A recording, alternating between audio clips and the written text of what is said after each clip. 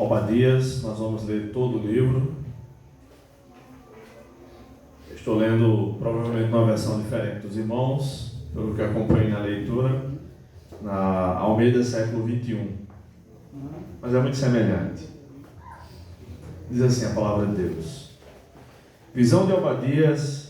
Assim diz o Senhor Deus a respeito de Edom. Ouvimos uma mensagem do Senhor, e foi enviado um mensageiro por entre as nações para dizer: levantai-vos, levantemo-nos para lutar contra Edom. Eu te farei pequeno entre as nações, serás muito desprezado. A arrogância do teu coração te enganou, ó tu que habitas nas fendas do penhasco, na tua alta morada, que dizes no coração: quem poderá me derrubar na terra? Então subas do alto como águia e ponhas o teu ninho entre as estrelas. Te derrubarei dali, diz o Senhor. Se ladrões ou assaltantes viessem contra ti de noite, não furtariam somente o que lhes bastasse? Como estás destruído? Se os que colhem uvas viessem a ti, não deixariam ao menos alguns cachos? Como foram rebuscados os bens de Esaú, como foram procurados os teus tesouros ocultos, todos os teus aliados te levaram para fora do teu território.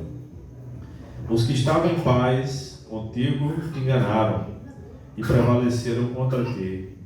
Os que comem o teu pão põem uma armadilha debaixo de ti. Não há entendimento em Edom. Naquele dia, diz o Senhor, destruirei os sábios de Edom e o entendimento do monte de Esaú.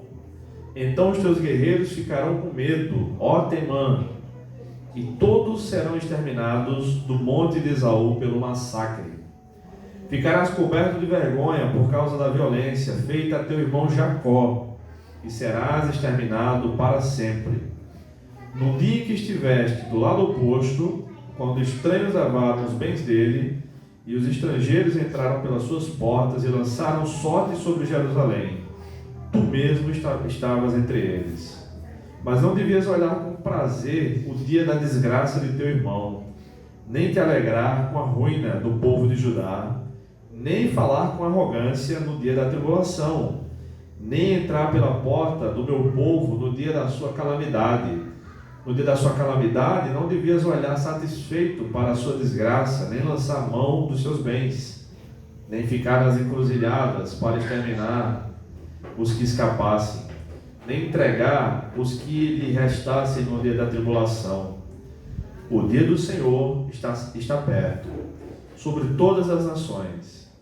Como fizeste, assim se fará contigo. O teu feito voltará sobre ti. Assim como bebestes no meu santo monte, todas as nações beberão sem parar. Beberão e engolirão, e serão como se nunca tivessem existido. Mas haverá livramento no monte de Sião, e ele será santo. E os da casa de Jacó possuirão suas heranças.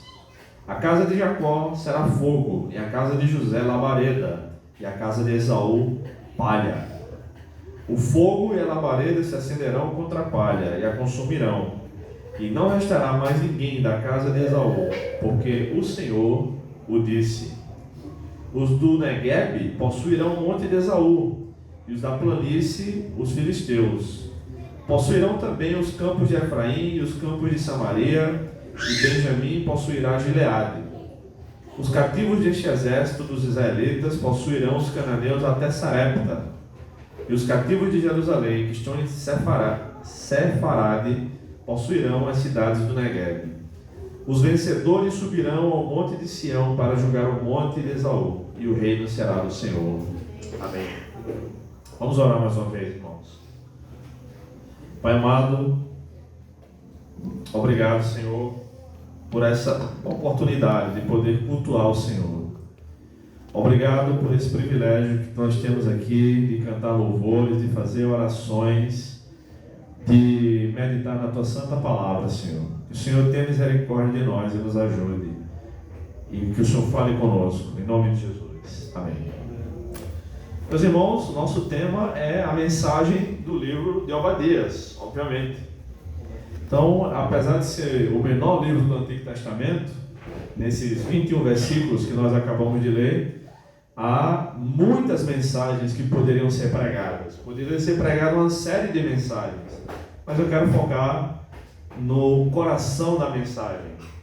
Mas antes da gente entrar propriamente no livro, vamos dar um passeio nas periferias desse livro. Apesar de pequeno, o livro traz uma importante mensagem de Deus. E a importância da mensagem de um livro, sobretudo de um livro bíblico, não está no tamanho dele, mas em sim naquele selo que diz: assim diz o Senhor. Se é palavra de Deus, é importante, não importa o tamanho do livro, importa a origem da mensagem, que é a palavra de Deus. O Dr. Donald Tanner, um comentarista bíblico, um grande estudioso já falecido, comentou o seguinte: o nome Obadias significa servo ou adorador do Senhor. Dessa forma, Obadias prefigura Jesus Cristo, o servo perfeito do Pai. E no seu livro nos faz pensar no Divino Mestre, no que diz respeito a seus ensinamentos, por exemplo, em Mateus 23, onde Jesus trouxe uma série de advertências muito fortes, muito incisivas contra os fariseus hipócritas da época. E também nos faz recordar o Salmo 137 e os demais salmos imprecatórios, aqueles salmos que pedem vingança, que pedem a justiça divina e que tem uma linguagem dura também. Os versículos-chave desse livro são os versículos 10 e 21. Versículo 10 que diz: ficarás coberto de vergonha por causa da violência feita a teu irmão Jacó, serás exterminado para sempre. E o versículo 21: os vencedores subirão ao monte de Sião para julgar o monte de Esaú, e o reino será do Senhor. Há muita informação importante nesse livro que poderia ser abordada, mas para focar no essencial, e antes disso, eu quero dar algumas informações sobre o contexto geral do livro. Algumas informações, pelo menos 7. Primeiro, Herodes, o Herodes dos tempos de Jesus, dos tempos do ministério de Jesus, não do seu nascimento, já que Herodes não era um nome próprio, era um título, é descendente do povo a quem essa mensagem de Obadias foi dirigida. Herodes era descendente de Esaú. Dos descendentes de Esaú veio o povo edomita, que é chamado aqui de Edom, né, como se fosse uma pessoa só, mas não, é um povo. Dos edomitas vieram os Herodes. Então era um povo que não tinha muita misericórdia, não tinha religiosidade. Aliás, no julgamento que Jesus teve diante de Herodes, ele não falou nada. Ele falou perante o povo, ele falou perante o Sinédrio, ele falou perante Pilatos, mas diante de Herodes, Jesus não falou nada. Não ia adiantar. Segundo lugar, não sabemos quem foi o autor desse livro. O nome Obadias, de certa maneira, era um nome popular nos tempos do Antigo Testamento. E todos os Obadias mencionados no Antigo Testamento, com exceção desse aqui, são pessoas distintas desse aqui. A gente não sabe quem escreveu esse livro, só sabe que o nome dele era Obadias.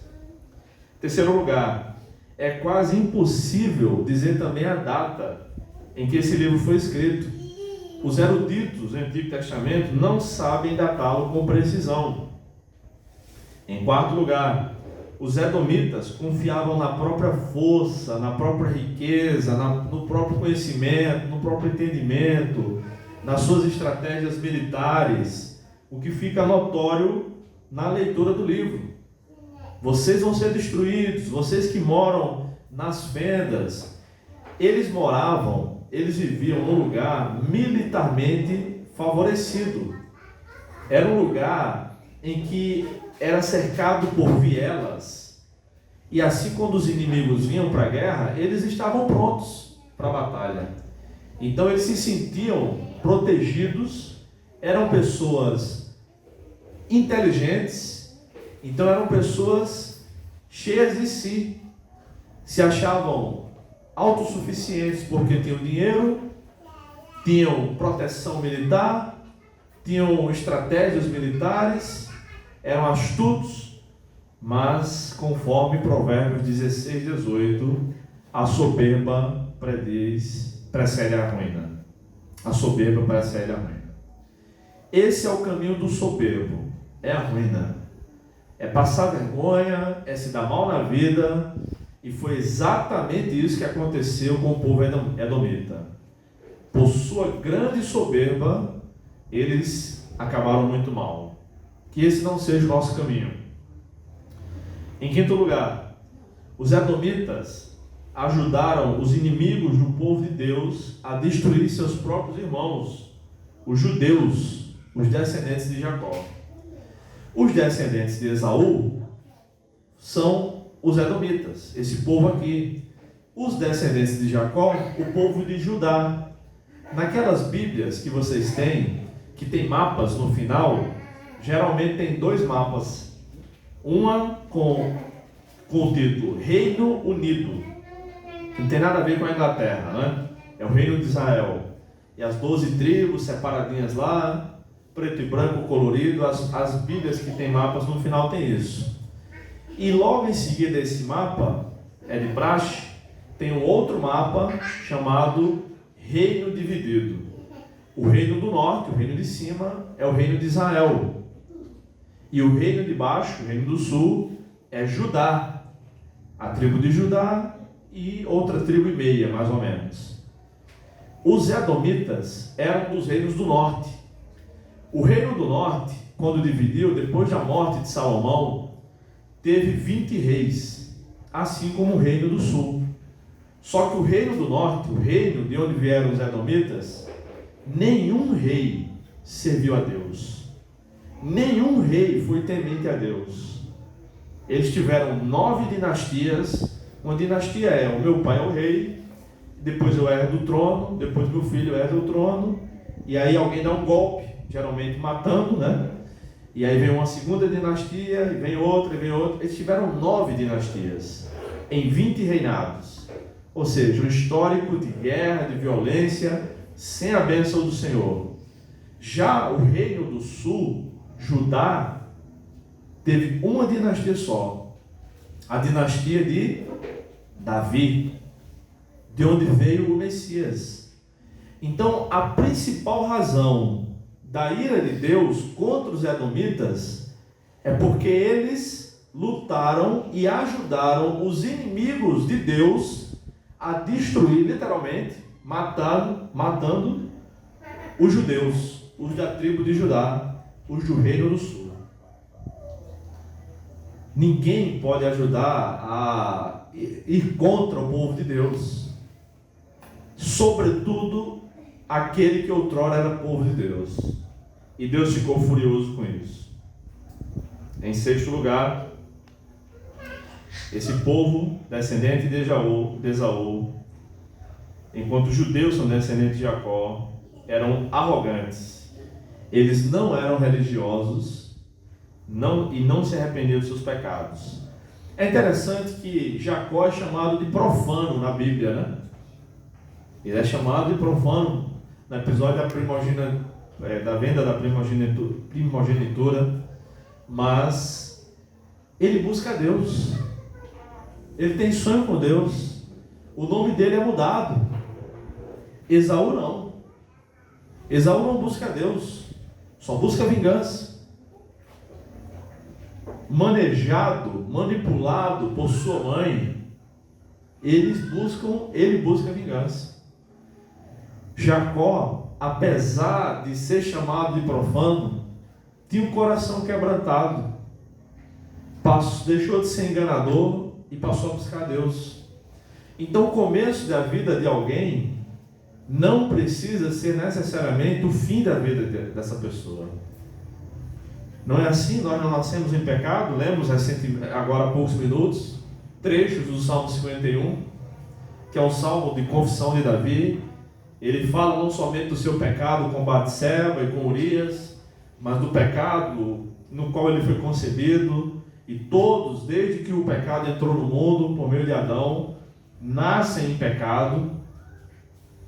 Mas isso não significa dizer que nossa vida será assim até o final. E não deve ser. Devemos nos arrepender. Então, Deus também estava furioso contra os edomitas, porque os edomitas não buscavam a Deus. Nós somos pecadores. Há poucos minutos confessamos nossos pecados.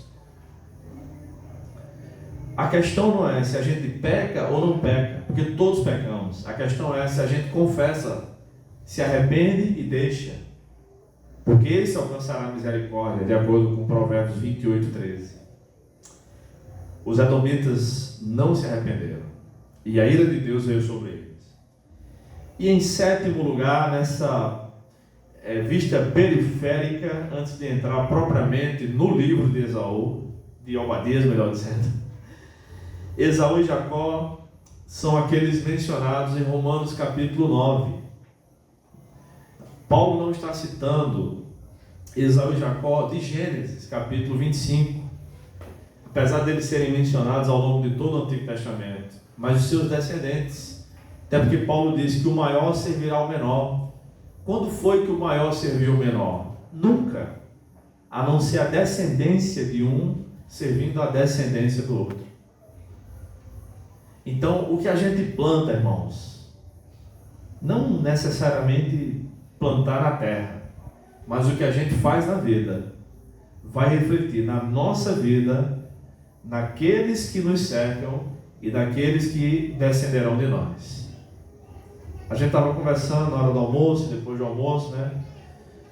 Eu, Silvana, enfim, Kelly, minha esposa, sobre esse tipo de coisa. Pessoas que fazem coisas boas na vida, passam por problemas, passam por provações, todos nós passamos, mas a gente colhe o que é bom. A gente colhe o que é bom.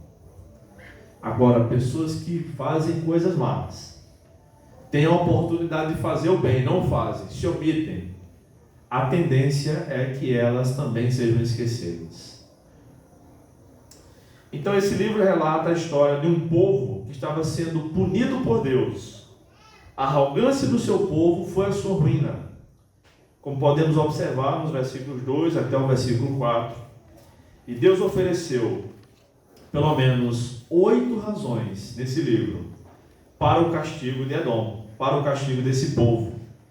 Precisamos ter o devido cuidado para não cair em nenhum desses motivos que leva à justiça de Deus, à ira de Deus.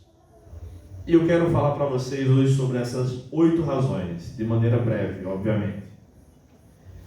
Então, de acordo com o que nós vemos no livro de Obadias, a primeira razão que levou Deus a castigar, a punir esse povo, foi a violência contra os israelitas.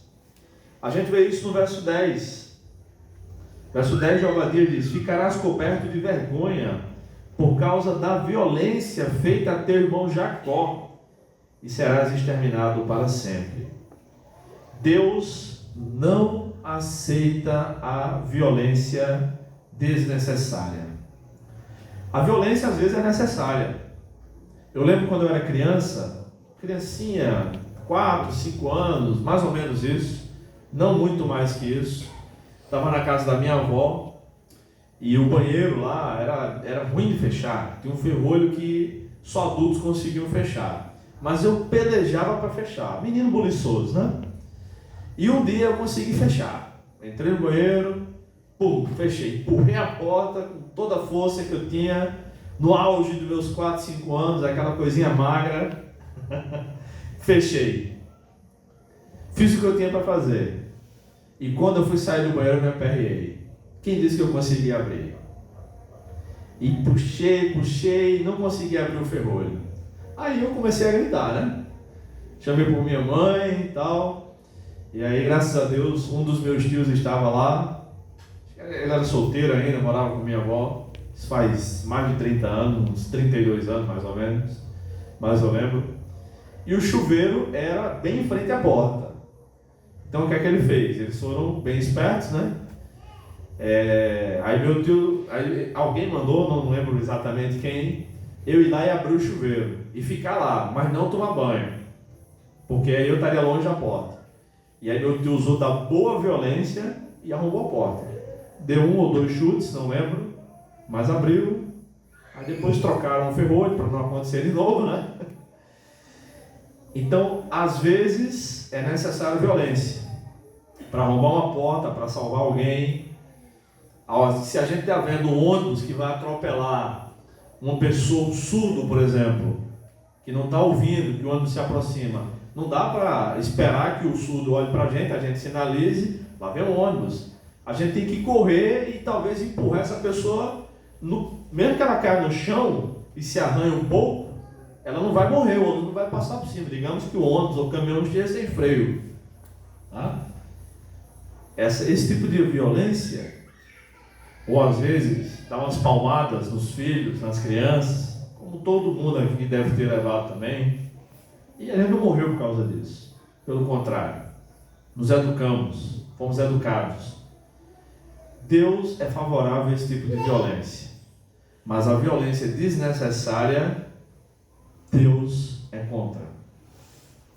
O espancamento de crianças, homens que batem nas suas esposas, aliás, não é só desnecessário, é proibido, né?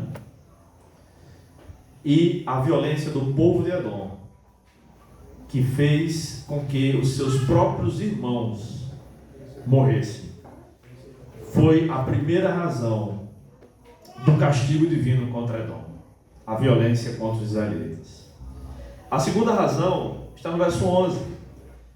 Eles se negaram a ajudar seus parentes. E o verso 11 diz o seguinte: no dia em que estiveste do lado oposto, quando estranhos levaram os bens dele, e os estrangeiros entraram pelas suas portas e lançaram sorte sobre Jerusalém, tu mesmo estavas entre eles. Então eles se negaram a ajudar seus parentes, e eles estavam ajudando os inimigos a matar os seus parentes. A omissão. Há pelo menos 5 maneiras de pecar, e a gente comete todas elas. A gente peca por palavras, por pensamentos, por sentimentos, por atitudes, mas também por omissão. Aquele que sabe fazer o bem e não faz, comete pecado. Isso pode ser uma coisa pequena, como ajudar uma pessoa idosa a carregar um peso, a feira para casa, por exemplo. A gente pode e não faz, comete pecado. Não é que a gente vai dar carona a todo mundo que está pedindo carona na beira da estrada. Não, isso aí é perigoso. Mas se alguém conhecido, a gente pode fazer e não faz, é pecado. Nesse caso, a omissão, eles se negaram a ajudar seus parentes, foi muito pior, porque não deu apenas cansaço ou andou na coluna, mas levou eles à morte. E nós, irmãos, será que temos nos omitido em ajudar nossos irmãos? E essa ajuda que a gente pode e deve prestar não se aplica apenas aos irmãos de sangue, aos irmãos da fé, mas ao próximo, a qualquer pessoa. E quem é o nosso próximo? Quando perguntaram isso a Jesus, ele respondeu com uma parábola. Com uma parábola. A parábola do samaritano. E aí, quem é o próximo é o que precisa de ajuda. Ajude a quem precisa. Isso é cristianismo. Mesmo que essa pessoa lhe tenha feito mal, ajude. É nossa obrigação, enquanto cristãos, fazer o bem, ajudar, sempre que estiver ao nosso alcance. Terceira razão para o castigo de Edom: eles agiram como quem rouba o povo de Deus. Também o verso 11 diz isso. No dia em que estivesse do lado oposto, quando estranhos levaram os bens dele. Então os estrangeiros estavam levando os bens de Judá.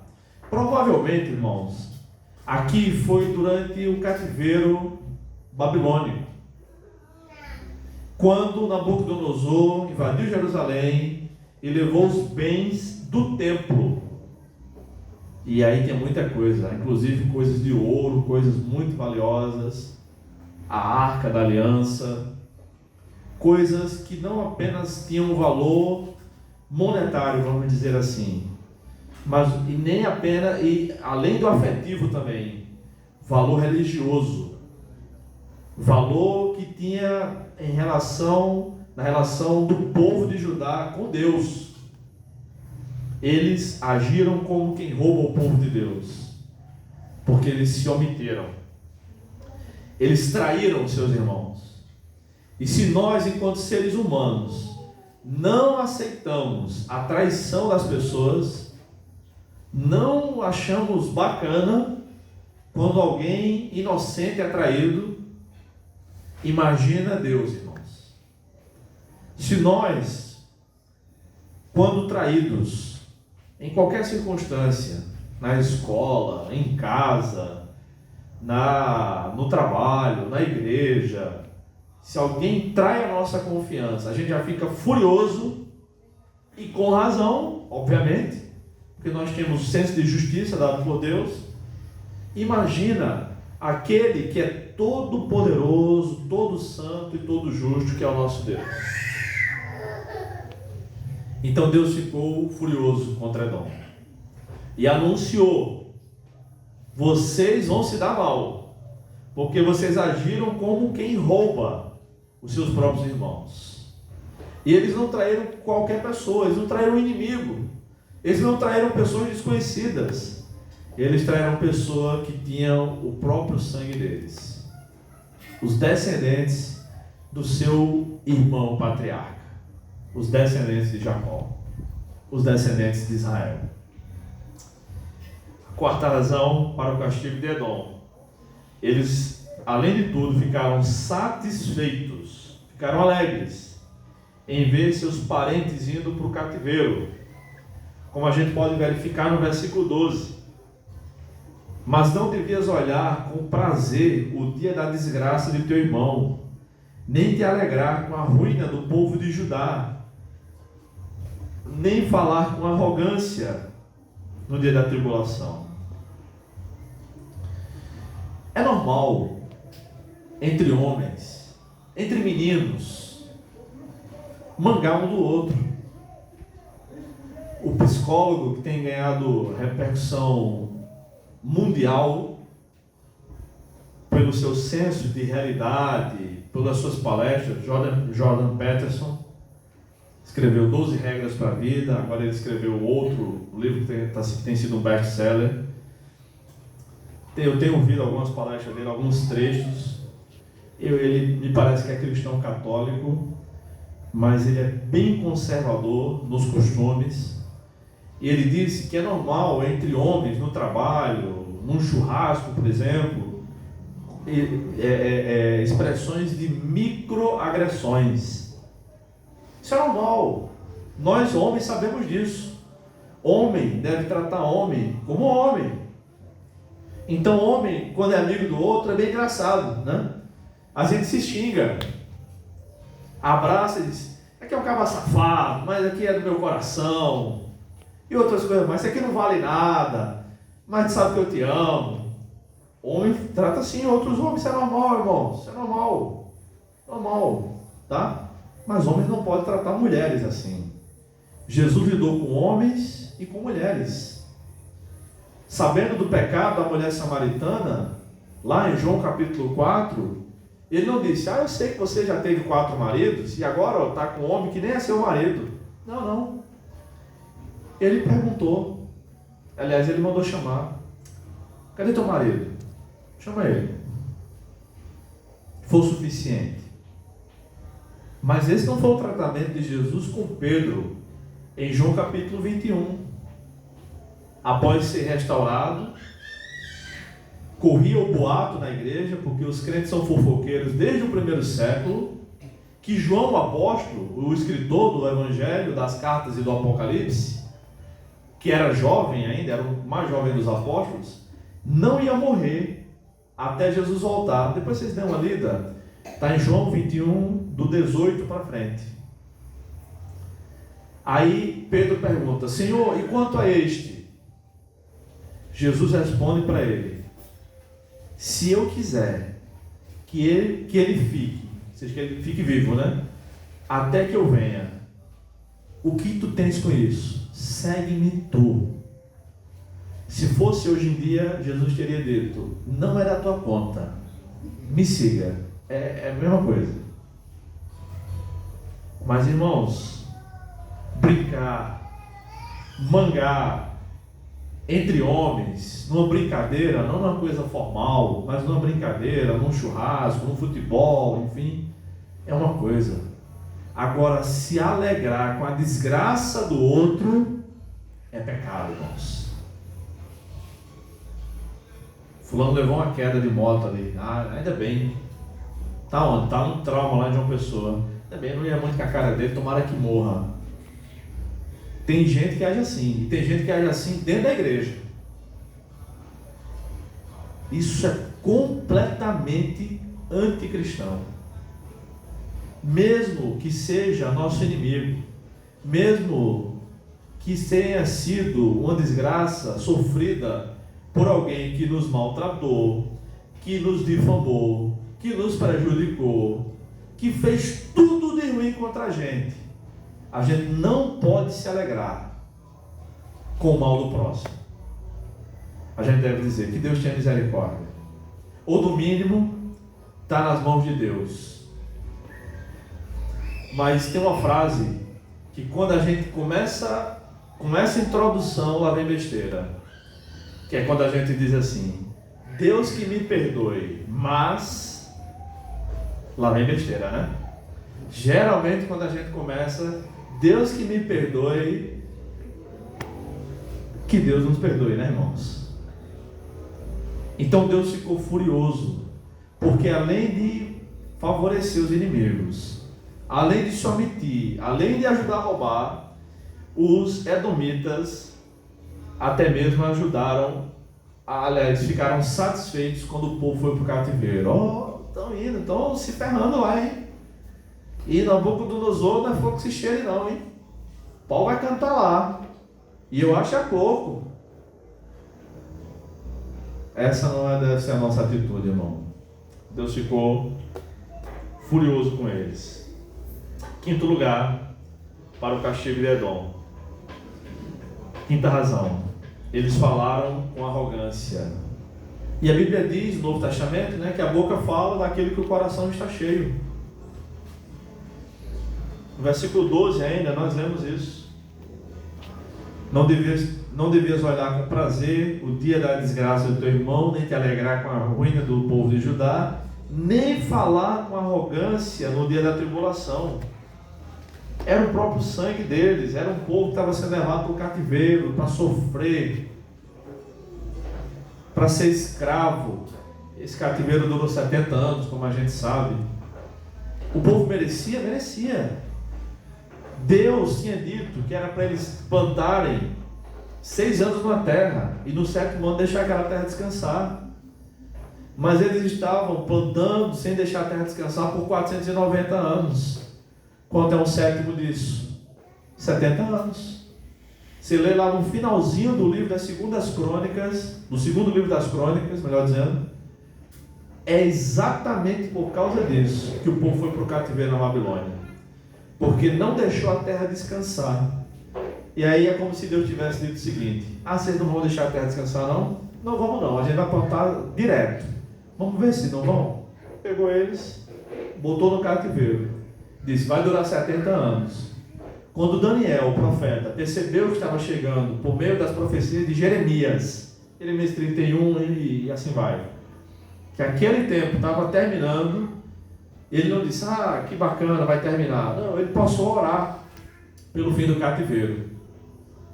E aí Deus foi restaurando, na época de Esdras, Neemias, Zorobabel, Malaquias, Zacarias, profetas, sacerdotes, líderes, copeiro do rei, mas eles falaram com arrogância: não podemos escarnecer os que sofrem injustamente.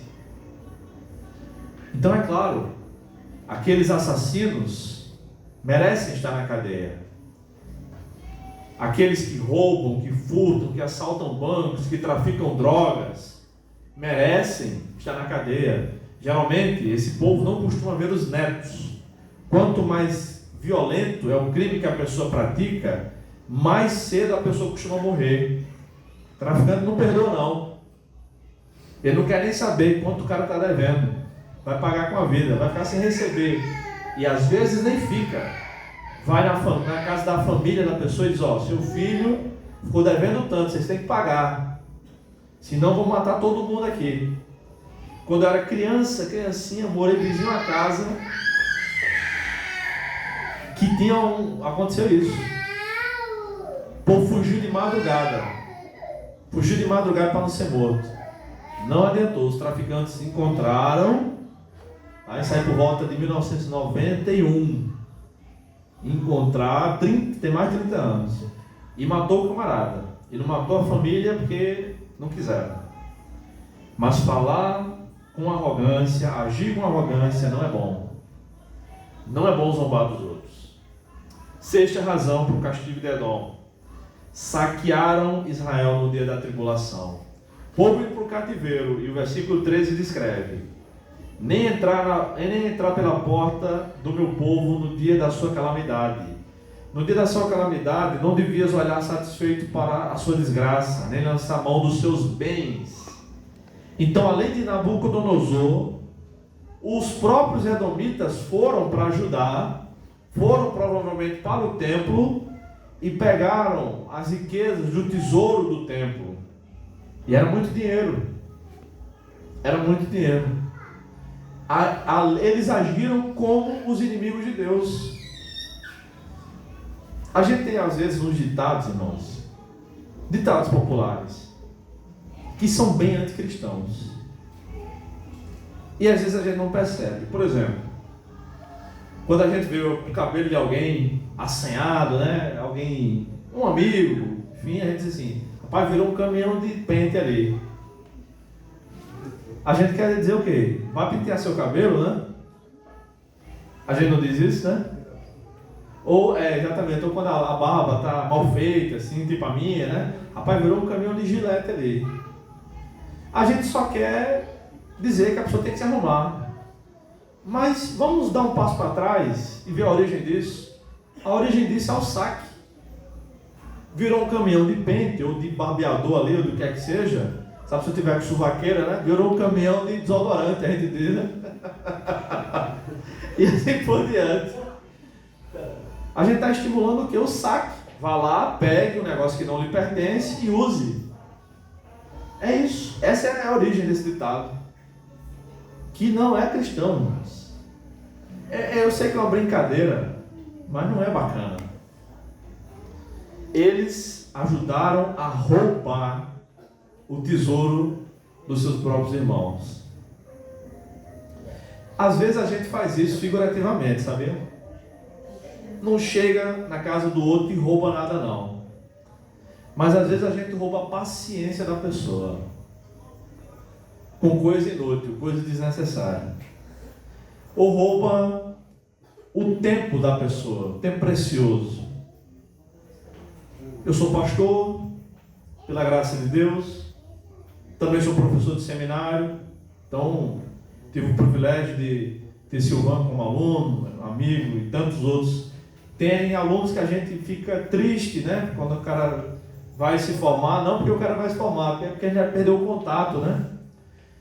2 alunos meus foram embora para Minas Gerais e eu chorei quando eles foram embora. Chorei porque são pessoas maravilhosas. Estou chorando, cara, mas eu sei que vocês têm que ir, né? Mantenho contato, pelo menos com um deles ainda. São pastores, são pessoas excelentes. E tem aqueles que a gente dá graças a Deus, esse camarada se formou e não vou ver mais ele aqui, né? Graças a Deus. Tem isso, né? Tem. Se tiver mais professores aqui, sabem do que eu estou dizendo. Com certeza, minhas professoras do primário ficavam felizes quando acabava o ano, eu tinha que sair. Mas, irmãos, às vezes a gente pensa que o outro tem a vida toda para a gente, por exemplo, para pedir um conselho. Então eu aprendi que tem gente que quer usurpar da gente. Então eu, por exemplo, não empresto livro a quase ninguém. Tem 3 livros meus emprestados, eu estou arrependido de ter emprestado os 3, mas eu vou atrás dos 3. Vão ter que devolver, são 3 amigos, vão devolver, mas eu não vou emprestar mais. Quando eu vou aconselhar alguém, rapaz, eu queria conversar e tal, se a pessoa não for muito íntima minha, mas muito íntima mesmo, eu marco horário. Digo, olha, tá bom, tal dia a gente tem 1 hora para conversar. Porque tem gente que é folgada. Se deixar, é o resto do dia. E eu sou extremamente ocupado, tenho muita coisa para fazer. Não dou conta das coisas que eu quero fazer, quanto mais dos outros. A gente precisa ter um pouco mais de noção que o mundo não gira em torno do nosso umbigo, que as pessoas têm suas ocupações. Precisa saber isso. Bem, é uma aplicação, é claro, o roubo lá foi literal, mas a gente precisa aprender a não roubar figurativamente nada de ninguém. 7ª razão do castigo de Deus para Edom: mataram quem tentou fugir do cativeiro. Versículo 14. Nem ficar nas encruzilhadas para exterminar os que escapassem, nem entregar os que lhe restassem no dia da tribulação. O dia da tribulação era o dia em que Nabucodonosor estava invadindo Judá. E eles ficaram em pontos estratégicos, os edomitas, porque eles eram bons soldados. Lembram? Eu comecei dizendo isso. E aquele que tentava escapar, eles matavam ou seguravam para Nabucodonosor e seu exército levarem para o cativeiro. Eles deveriam ter deixado escapar aqueles que conseguiram fugir. Mais uma vez, Deus se voltou contra a traição e a injustiça. Hoje em dia nós sabemos de muitos relatos de pessoas que salvaram os judeus de campos de concentração. Não houve só o campo de Auschwitz, esse ficou mais famoso, mas houve 6 ou 8 campos de concentração rigorosos, alguns na Alemanha, outros na Polônia. Enfim, vale a pena estudar sobre o assunto. Irmãos, muita gente escapou, graças a Deus, graças a homens corajosos, coisa rara hoje em dia. Homem corajoso, graças a Deus. Tem um vídeo muito famoso, talvez você já tenha visto, roda aí pela internet, de um senhor que está sentado no auditório, assim, do lado esquerdo do auditório. Ele e a esposa receberam um convite para receber uma espécie de homenagem, e aí o celebrante, está legendado o vídeo, não sei aonde aconteceu aquilo, enfim, eu creio que tenha sido na própria Alemanha. E ele já está velhinho, e o celebrante, né, diz assim: quem escapou dos campos de concentração com a ajuda de seu fulano de tal, por favor, fique em pé. O auditório inteiro fica em pé. São quase 1000 pessoas. E ele olha assim, e não tem como não se emocionar com aquilo, irmãos. Não tem como. Ele ajudou a escapar, escapa um, escapa outro, né? A Lista de Schindler é um filme que fala sobre isso. É um filme chato, eu mesmo achei chato, mas é um filme bem interessante, que fala sobre isso. E nós, irmãos, às vezes a gente tem a oportunidade de salvar a pele de alguém que está sendo difamado, que nem cometeu injustiça nenhuma. Aí, às vezes a gente se omite, fica calado, ou não estabelece a verdade. Não, fulano é um mentiroso, fulano fez isso. Opa, fulano não. Será que é fulano mesmo de tal, que mora em tal lugar, que é da igreja presbiteriana de Capim? Não, fulano não. Fulano eu conheço. Minha pele já foi salva assim. Estavam me difamando, até que alguém que me conhece disse: Bruno disse isso? Duvido que Bruno tenha dito isso. E o meu emprego foi preservado por causa disso, porque me difamaram. Quantas vezes a gente tem a oportunidade e não faz isso? Faz como os edomitas: ou mata ou ajuda o outro a matar. Isso provoca a ira de Deus, irmãos. 8ª e última razão: para o castigo de Deus sobre Edom. Eles entregaram os fugitivos israelitas aos inimigos, conforme também o versículo 14, né? Nem os entregar os que lhe restassem no dia da tribulação. Além de terem matado seus próprios irmãos, entregaram outros aos seus inimigos. Deus não se agradou disso. Deus não se agrada com nenhum tipo de injustiça. Nenhum tipo. Então, isso aqui é muito semelhante à sétima razão, mas na verdade é uma razão à parte da ira de Deus sobre os edomitas, e esse povo foi destruído. Os judeus voltaram para Jerusalém, eles foram zombados, conforme o Salmo 137. Estamos com saudade. Quando a gente pendurava na Babilônia, nós penduramos nossas harpas nos salgueiros, e eles diziam para nós: cantem o cântico de Sião. Sião é Israel, né? Os babilônios zombando: toca a música aí da terra de vocês. E depois eles voltaram e compuseram o Salmo 126. Aquele que leva a preciosa semente, andando e chorando, trará consigo seus molhos. Que muitas vezes a gente pensa que é em relação ao evangelismo, não é. Ali é semente literal. Porque na Babilônia, eles plantavam e os babilônios colhiam. Ou eles mesmos colhiam e entregavam para os babilônios o trigo e as outras coisas que eles plantavam. Agora, de volta a Jerusalém, de volta a Judá, eles podiam plantar, podiam colher. Por isso o Salmo 126 começa dizendo: quando o Senhor restaurou a sorte de Sião, ficamos como quem sonha. Então a nossa boca se encheu de riso e a nossa língua de cântico, e se dizia entre as nações: grandes coisas fez o Senhor por eles, por isso estão alegres. E a gente percebe que é um canto congregacional, porque eles que é para agora a hora da igreja cantar, vamos dizer assim, né? Ora, diga Israel, por isso ficamos alegres. É como se fosse um refrão para a igreja cantar. Aí eles falam da semente. A semente ali não é a palavra de Deus. A semente é a palavra de Deus em Marcos 4, na parábola do semeador. No Salmo 126, a semente é a semente literalmente. Agora eles tinham sido restaurados, porque Deus prometeu, mas os edomitas não. Então, irmãos, a gente pode escolher o que a gente vai plantar na nossa vida, como a gente vai agir, como a gente vai viver a nossa vida. Mas depois de uma vez isso decidido, nosso caminho trilhado, a gente não pode escolher quais frutos colher.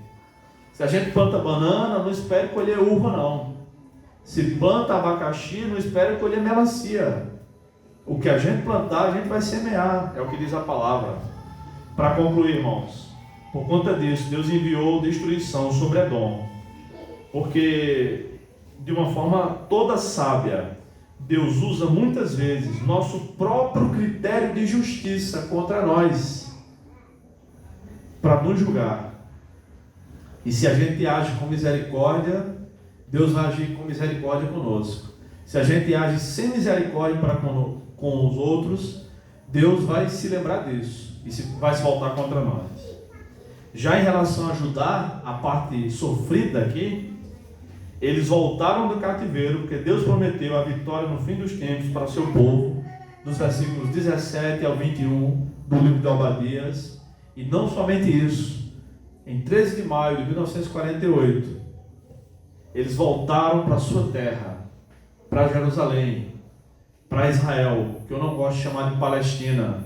Palestina é o nome que os filisteus, os inimigos de Deus, deram a Israel. O nome que Deus deu àquela terra foi Israel. Israel. Quando eles voltaram, era apenas pântano. Estão lá até hoje sobrevivendo, porque Deus cumpriu sua promessa. Que Deus nos ajude, que Deus tenha misericórdia de nós. Amém, irmãos. Deus abençoe.